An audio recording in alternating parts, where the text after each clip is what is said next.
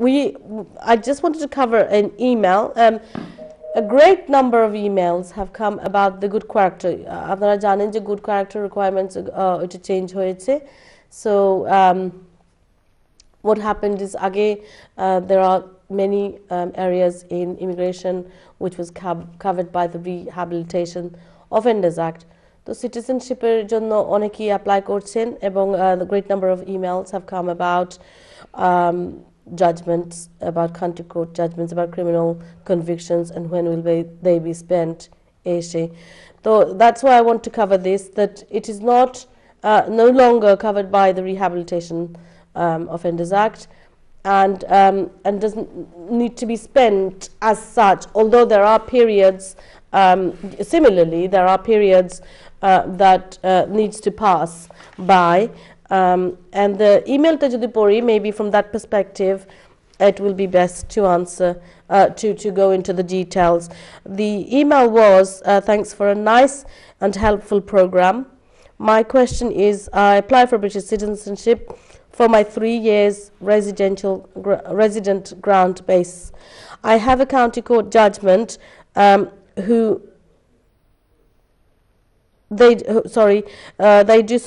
find it difficult to read this, due for the debts, basically for debts, they have a county court judgment, but some days after he said he'd paid the money, he'd paid the debt, so and they gave him a satisfaction criteria, and which I was enclosed with my application. Please kindly tell me what the result may be. It's quite straightforward actually, because jodi uni satisfaction certificate পেয়েছেন, ওটা pay off করেছেন, it will be considered. Obviously this will be considered. এখন যেটা হয়েছে, it is for the immigration officer who's looking at the matter to assess the whole situation. They do have this sort of discretion where they can consider whether it's a one-off judgment, whether it's a persistent sort of person who has this habitual judgments and things like that, and of course যে সিচুয়েশনে এটা pay off হয়ে গেছে সেটাও consider করা হবে অবশ্যই, যদি এরকম আরো কাউন্টি কোর্ট জাজমেন্ট থাকে না, that it should be considered.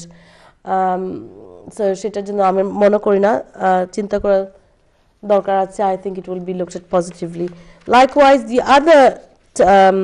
the other questions on citizenship, again somebody has said that they have had it was employer who has had a £5,000 fine, and he's asking যে কতদিন লাগবে আমার এটা spend হতে. আপনার এটা, there is I'm a business owner, and a year ago the UK border agency found illegal worker and gave me civil penalty of 5,000, which I am paying with the minimum amount each month. I have recently wanted to apply for naturalization, but I saw Nationality Checking Service and they advised me not to apply right now as it may be declined. What is your advice? My advice is similar, কারণ এখানে আছে fine is a non-custodial sentence. 13 তারিখ December থেকে এটা তো এই যে criminal activity under the good character requirement সেটাতে এটা অ্যাসেস করা হয়, and it comes under a non-custodial offense, and application should be refused if the conviction occurred in the last 3 years. So again, ওই Rehabilitation Offenders Act মতো you have to pass 3 years, আর এটা তো you will need to, I think. আর একটু আগে যেটা বলেছিলাম, that there is somewhere that I've read that they do have discretion to look at minor fines and things like that, but এটা তো ভাই £5,000 I would not consider minor, and nor would they. So আমার আপনার মনে হয় আপনার জন্য wait করেই ভালো. আমরা যাচ্ছি ফোন লাইনে. হ্যালো ওয়ালাইকুম আসসালাম. ওয়ালাইকুম আসসালাম. আমি একটা অ্যাপ্লিকেশন হোম অফিসে সেন্ড করছিলাম, সেটা স্টুডেন্ট ভিসার জন্য। জি হ্যালো, আপনি শুনতে পাচ্ছেন? জি শুনতে পাচ্ছি ক্লিয়ারলি, বলুন। তো আমি একটা স্টুডেন্ট ভিসার জন্য হোম অফিসে আমার কি বলে সব কোনো ডকুমেন্ট পাসপোর্ট পাঠাইলাম। জি, পাঠানোর পরই আমি একটা কি বলে হাই স্কিল মাইগ্রেন্ট থেকে ডেনমার্ক থেকে কল পেলাম যে আমাদের ওইখানে হাই স্কিল মাইগ্রেশন হয়ে গেছে। তো এরপর আমি ক্যান্সেল করলাম আমার অ্যাপ্লিকেশন হোম অফিস থেকে। তো এটা ওরা আমাকে ব্যাক দিল। ব্যাক দেওয়ার পরে ওরা আমাকে কোনো কিছু লেখা দিল না যে কতদিনের মধ্যে আমাকে এই দেশ থেকে মুভ করতে হবে বা আমি কি কি করতে পারি, কি কি অপশন আমার কাছে আছে। তো এই ব্যাপারে কি আমি হেল্প পাইতে পারি বা আমার আসলে কতদিন আমি লিগালি এই দেশে থাকতে পারি, মানে মিনস আমি ওভারস্টে হবো না? আচ্ছা ঠিক আছে, সো আমি একটু জাস্ট ক্লারিফাই করতে চাচ্ছি ভাইয়া, সরি আমি শরীরটা একটু খারাপ, হয়তো শুনিনি ভালো করে, বাট আপনি স্টুডেন্ট অ্যাপ্লিকেশন করেছিলেন। হ্যাঁ, আমি স্টুডেন্ট অ্যাপ্লিকেশন 2 মাস আগে করলাম। তারপরে করার পর আমি আবার ওই অ্যাপ্লিকেশনটা ক্যান্সেল করলাম যে না আমি এই দেশে আর থাকবো না, আমি এই দেশ থেকে মুভ করতে চাই। তো আচ্ছা আমি একটা অ্যাপ্লিকেশন একটা ফর্ম ফিল আপ করে ওদের কাছে পাঠালাম। ওরা আমাকে সম্পূর্ণ ডকুমেন্ট পাসপোর্ট ব্যাক দিতে। ব্যাক করার পরবর্তীতে তো এখন আমি জানতে চাচ্ছি যে আমার কতদিনের মধ্যে এই দেশ থেকে মুভ হইতে হবে বা আমি ওভারস্টে হব না। আপনার আগের যে আমার এখনো কোনো ভিসা নেই, আমার এখন কোনো ভিসা নেই, কারণ ব্যাপারে যে আমি আমার অ্যাপ্লিকেশনটা হোম অফিসে ছিল, আচ্ছা স্টুডেন্ট ভিসা বা আপনার আগের যে, ওকে এখন কোনো ভিসা নাই, তার মানে আগের যে ভিসা ছিল সেটা এক্সপায়ারি হয়ে গেছে। হ্যাঁ সেটা এক্সপায়ারি হয়ে গেছে এবং আমার সম্পূর্ণ ডকুমেন্ট পাসপোর্ট সহকারে ওরা রিটার্ন করছে, কিন্তু আমি কতদিনের মধ্যে এই দেশ থেকে আমাকে মুভ হইতে হবে এইটাই কথা। ভাই একটা প্রশ্ন আছে, আপনার এটা এক্সপায়ারি হয়েছে কোন দিনে? আমার এটা এক্সপায়ারি হয়েছে আপনার ফেব্রুয়ারি 7 তারিখে আমার এক্সপায়ারি হয়ে গেছে। ফেব্রুয়ারি 7 তারিখ আজকে হচ্ছে। এখন আপনি ওভারস্টেয়ার 28 ডেজের ভিতরে আপনাকে, আমি তো আমার অ্যাপ্লিকেশনটা ক্যান্সেল করলাম। হ্যাঁ ক্যান্সেল করছেন যখন রিটার্ন করতে, তো এখন আমি দেশে ব্যাক করব বা যেখানেই যাব, তো কতদিনের মধ্যে আমাকে 28 ডেজের ভিতরে আপনাকে এই দেশ লিভ করতে হবে।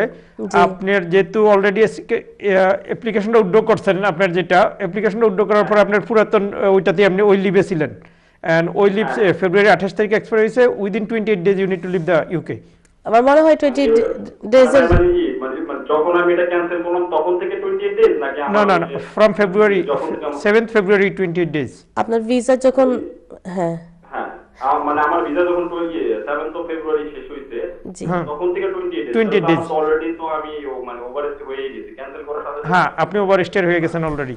তারপরে জি, তারপরে আমি সাজেস্ট করব যে আপনি তাড়াতাড়ি চলে যেতেন, কারণ 2-1 দিনের ওভার হয়ে গেছে, 28 দিনের। অবশ্য any situation is looked at by human by immigration officers. আপনি তো আবার যদি আসতে চান তো ওই 20 ডেজের উপরে যে আপনি ওভারস্টে করেছেন ওইটা তো আপনার এগেনস্টে যাবে। But obviously if you go quickly and it might you have to minimize the damage now. ভাইয়া একটা কোশ্চেন আমার কুইক, আপনি যে ওভারস্টেয়ার হচ্ছেন এটা রিজনটা কি?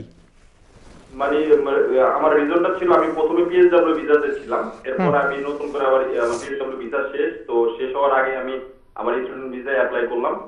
করার মধ্যবর্তী টাইমে আমার ডেনমার্ক থেকে আমার কি হলো মানে গ্রিন কার্ড ভিসা আসছে, তো যেই কারণে আমি ওটা ক্যান্সেল করলাম। ক্যান্সেল করে আবার ডকুমেন্ট ব্যাক আসছে, তো ওখানে আমি গ্রিন কার্ড ভিসা নিব এবং নিয়ে আমি মানে এই দেশ ত্যাগ করব। এখন ব্যাপার হচ্ছে আমার কাছে 5-7 দিন ধরে ডকুমেন্টগুলো আসছে। ঠিক আছে, I think we're spending a long time on this. ধরে আমি 28 ডেজ কাউন্ট করব নাকি না আমার ভিসা এক্সপায়ার হওয়ার পর থেকে 28 ডেজ কাউন্ট? ভিসা এক্সপায়ার হওয়ার পর থেকে 28 ডেজ আপনি অলরেডি ওভারস্টেয়ার। আপনি already overstayer. And mister Wooden asked a very relevant question, কারণ আপনার ডকুমেন্টস তো ফিরে আসছে আপনার কাছে 4-5 দিন আগে। এখন আর ডিলে করবেন না, আপনি চলে যাবেন। You can always say that আপনার ডকুমেন্টস ছাড়া তো আপনি যেতে পারবেন না, এর জন্য এই ডিলে হয়েছে। I am sure immigration officer looking at that next time may well consider that. But আর যদি ডিলে করেন তখন এটা এক্সপ্লেন করা ডিফিকাল্ট হয়ে যাবে। যাচ্ছি আমরা পরবর্তী কলার কাছে। হ্যালো কলার। আসসালামু আলাইকুম। ওয়ালাইকুম আসসালাম।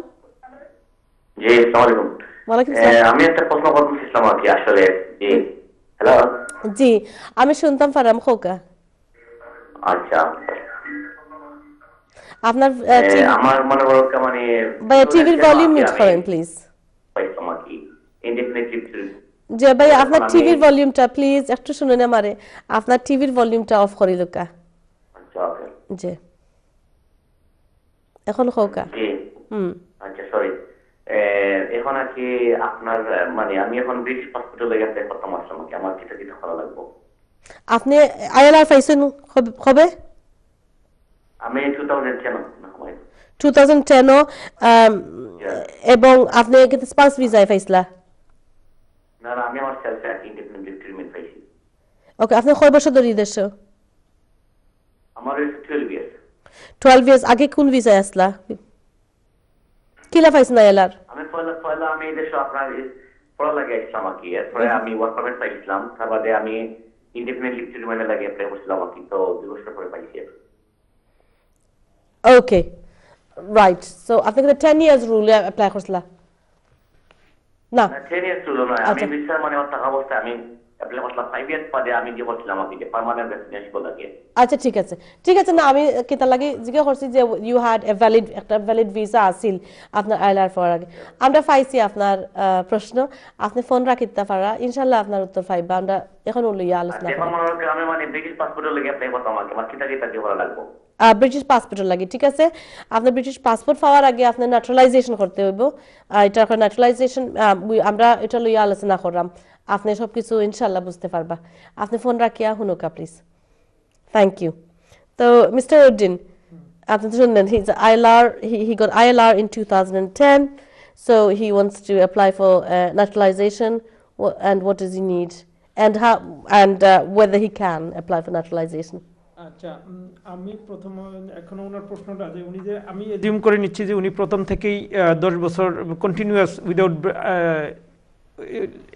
valid he was not any single day without valid leave to remain so all the time he had a valid if he had a valid from the last 10-12 years so he can make application for the naturalization now and then 10-12 years লাগবে না আমার মনে হয় 5 years is enough a residential requirement if the legally 5 years he need to stay in legally 5 years yeah he's been here legally there's no illegal aspects of his stay aspect okay so ভাইয়া আপনি এখন এই nationalisation application করতে পারবেন এই nationalisation অ্যাপ্লিকেশনের জন্য আপনাকে মেইন ক্রাইটেরিয়া হচ্ছে দুইটা একটা হচ্ছে আপনাকে ফাইনান্সিয়াল যেটা ওইটা এপ্রিলের 6 তারিখ পর্যন্ত ওইটা হচ্ছে 861 পাউন্ডের ওইটা পে করতে হবে তারপর হচ্ছে আপনার life in the UK test যেটা বা ইসল with the life in the UK test materials নিয়ে ওইটা আপনার পাশ থাকতে হবে তারপরে আপনি আর আমি যেহেতু আপনি আইএলআর পাইছেন তখন যদি আপনার টেস্টটা করা থাকে ওইটা দিয়েও অ্যাপ্লিকেশন করতে পারবেন তো আপনি এখনই অ্যাপ্লিকেশন করতে পারবেন ইন্ডিপেন্ডেন্ট লিভ টু রিমেইনের জন্য জি থ্যাংক ইউ আইএলআর তো আপনি পেয়েছেন 2010-এ ভাইয়া যতটুকু বলেছেন অ্যাবসলিউটলি ফাইন আইএলআর 2010-এ পেয়েছেন তারপরে আপনার ওই 12 মান্থসও হয়ে গেছে তারপরে 2011-এ আপনার নো টাইম রেস্ট্রিকশন সময় যে থাকতে হয় সেটাও হয়ে গেছে আপনি অ্যাপ্লাই করতে পারেন আপনার অ্যাপ্লাই করতে you will need things like you will need to be clear of any criminal convictions কোনো criminal convictions যদি থাকে এগুলি এফেক্ট করবে কোনো civil judgment যদি থাকে সেগুলি এফেক্ট করবে anything that you've been to court about বিরাট ভাবে আমরা একটু আগে বলছিলাম from the 13th of December অনেক চেঞ্জ আসছে so there are a lot of things considered before you're given British nationality আর so সেগুলি আমি আবারও কভার করব না আমরা চলে আসছি আবারও ব্রেকের সময়তে so চলে যাব ছোট একটা বিজ্ঞাপন বিরতিতে and hopefully when we come back we'll discuss more about that